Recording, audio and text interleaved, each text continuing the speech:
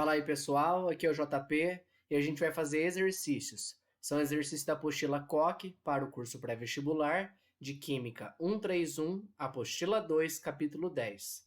Esse capítulo fala pra gente sobre o conteúdo de propriedades periódicas, parte 1, ok? Primeiro exercício de aplicação, número 1. Ele fala assim: a diversidade de materiais existente no mundo tem relação com sua estrutura interna e com as interações que ocorrem no nível atômico e subatômico. As propriedades periódicas, como raio, eletronegatividade, potencial de ionização e afinidade eletrônica, auxiliam a explicação de como formam esses materiais. Duas dessas propriedades são centrais: raio atômico e raio iônico. Considere a figura abaixo. Essa figura representa os raios atômicos e iônicos de algumas espécies químicas. Sobre essas espécies e seus raios, é correto concluir que... Vamos analisar aqui. Então, essa é a imagem que ele nos deu. Vamos analisar a alternativa a alternativa. Letra A, ele fala o seguinte: o raio dos ânions é maior que o do respectivo elemento no estado neutro, porque o átomo ganhou elétrons e manteve sua carga positiva. Então, vamos analisar aqui, ó. Eu tenho o ânion, né? Qualquer um deles, eu percebo que o raio do ânion é maior que o raio do elemento neutro. Tá certo essa informação. Só que, cuidado, ele fala aqui que o ânion ganhou elétrons, o que está correto, e manteve sua carga positiva. Se ele é um ânion, ele tem carga negativa. Cuidado, quando ele fala que carga positiva, dá a entender que ele se refere à carga do elemento como um todo, tá? Se ele quisesse, de fato, falar do tanto de prótons que se manteve, ele teria que se referir como carga nuclear. Aí sim a carga se manteve, porque a carga do núcleo se manteve, não a carga como um todo do meu átomo. Assim, está errado falar aqui que manteve sua carga positiva. Então não é essa. Próxima afirmação. O raio atômico e iônico dos elementos de um mesmo período diminui com o aumento do número atômico e com a mudança de carga. Se a gente analisa aqui, ó, de fato, o raio atômico diminui, tá? Só que o raio iônico não diminui. Perceba aqui, olha só, eu observo que ele aumenta comparado com o dos demais. Então, isso está errado, tá? Temos aí um problema com relação a isso, quando ele fala aqui do período, tá certo? Também outro problema aí, essa alternativa descartamos. Letra C. O raio iônico dos elementos de uma mesma família não segue a periodicidade e varia independentemente do ganho ou da perda de elétrons. Se não segue a periodicidade, não é uma propriedade periódica na família. Como a gente já viu, é sim, tá? Raio é uma propriedade periódica. Então, aqui a gente tem esse problema com relação à afirmação, tá? Então, também está errado. Vamos ver aqui agora a alternativa D, porque nos sobra essa e de fato essa é a correta. O raio dos cátions é menor que o do respectivo elemento no estado neutro, porque o átomo perdeu elétrons, aumentando o efeito da carga nuclear. Então, se a gente analisa aqui o átomo neutro em cinza com o átomo com o cátion em rosa, de fato o cátion é menor que o neutro, ok? Agora, além disso, o átomo perdeu elétrons, de fato é um cátion, aumentando o efeito da carga nuclear. Como eu falei para vocês, falar carga nuclear me refere aqui ao tanto de prótons. Então, o efeito dessa carga nuclear fica mais proeminente. Essa é a alternativa correta, alternativa D. Vamos lá agora para o exercício número 2. Ele fala assim: sobre as propriedades periódicas dos elementos químicos, assinale o que for correto. Vamos julgar cada uma das afirmações. Afirmação número 1. A segunda energia de ionização é sempre menor que a primeira energia de ionização.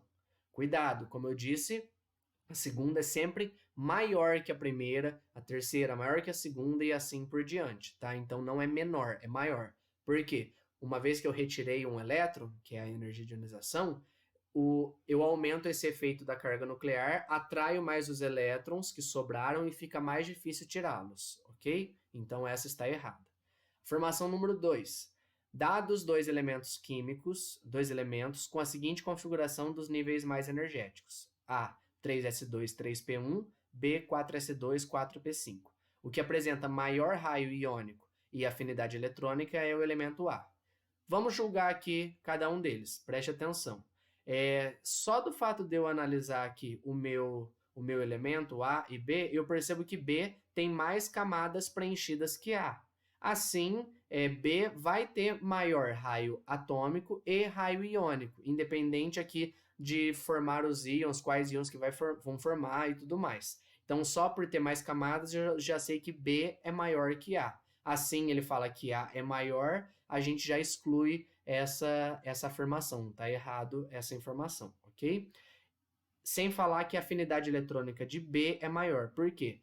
Se eu coloco um elétron em B, vai ficar 4p6. Eu fecho uma camada. Então, se eu estou completando uma camada, é muito favorável que isso aconteça. Ou seja, o B quer fechar muito essa camada. O A não. Se eu coloco mais um elétron em A, ele vai ficar 3p2, o que não mudou muita coisa.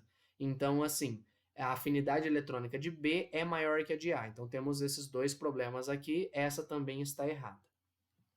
Vamos lá, afirmação número 4 agora.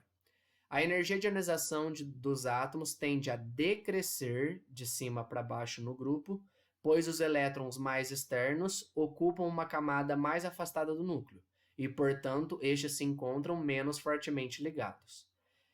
Como eu expliquei para vocês, a energia de ionização é oposta a tendência dela é oposta à do raio atômico. Assim, se eu tenho um átomo que tem maior raio atômico, que está mais afastado do núcleo, é mais fácil tirá-lo, ok? Então, porque ele está menos fortemente ligado. Então, de fato, aqui a gente tem uma afirmação correta, 4 está correta. Já que se eu tenho que ionizar, eu tenho que dar energia para poder formar esse íon, ok? Quanto mais energia eu dou, maior a energia de ionização. Aqueles que eu dou pouca energia, tem baixa energia de ionização, ok? Isso eu observo nos átomos maiores, que é o que ele descreve aqui, que de cima para baixo decresce a energia de ionização porque aumenta o raio atômico, ok? Informação 8. Os metais alcalinos terrosos são mais eletronegativos que os halogênios. Eletronegativos é a tendência de atrair os elétrons. Quem gosta mais de elétrons tende a ficar mais negativo. Entre metais alcalinos e halogênio é 7A.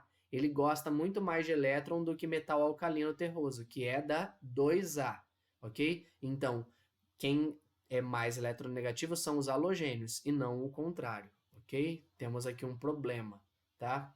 Já que os metais alcalinos querem ceder esses elétrons, eles são mais eletropositivos e não eletronegativos.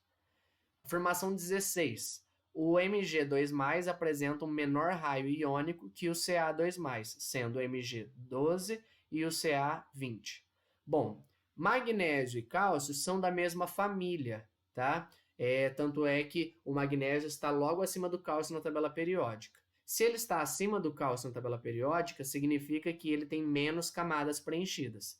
Tendo menos camadas preenchidas, ele vai ter menor raio iônico do que o cálcio. Então, também está correta a afirmação 16. Então, as corretas aqui são a quarta, a afirmação 4 e a afirmação 16, ok? Agora, exercício número 3. O raio atômico é uma propriedade periódica cuja variação em função do número atômico é mostrada no gráfico abaixo. Nesse gráfico, os pontos máximos e mínimos representam respectivamente. Então, a gente observa aqui que é uma propriedade periódica, porque ela aumenta e diminui conforme eu passo o meu período. E aqui, ponto de máximo é isso. Ponto de mínimo é o que está aqui embaixo. Vamos pensar, quem tem o maior raio atômico no meu período? O maior raio atômico é aqueles mais próximos da ponta esquerda. São os chamados metais alcalinos, ok? Quem tem o menor raio atômico no meu período são os da ponta direita, que são os gases nobres. Então, aqui a alternativa correta é a alternativa A. Os pontos de máximo são os metais alcalinos, os pontos de mínimo são os gases nobres. Ok? Vamos lá. Fechamos aqui capítulo 10. Bora para mais exercícios. Até a próxima. Qualquer dúvida, estou à disposição. Tchau, tchau.